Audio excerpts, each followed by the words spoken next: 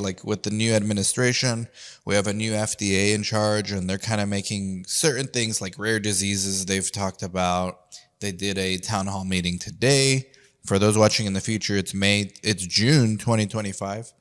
And so this is going to be phase 1 to 4 clinical trials.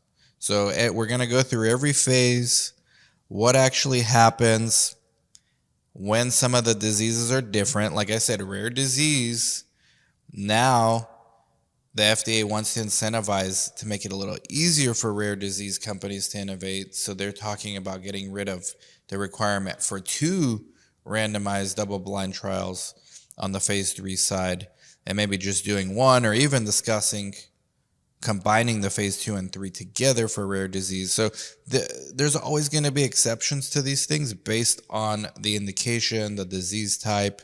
But for the most part, this is the guide that's going to serve you well, I hope. So just a brief introduction. What are clinical trials? These are structured process to test new drugs, biologics, or medical devices for safety and effectiveness in humans.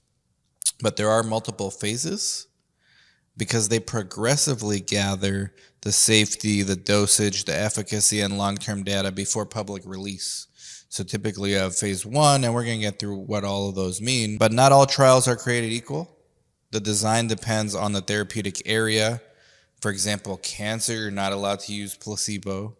Anything that's going to put the patient's life at risk, you cannot use placebo.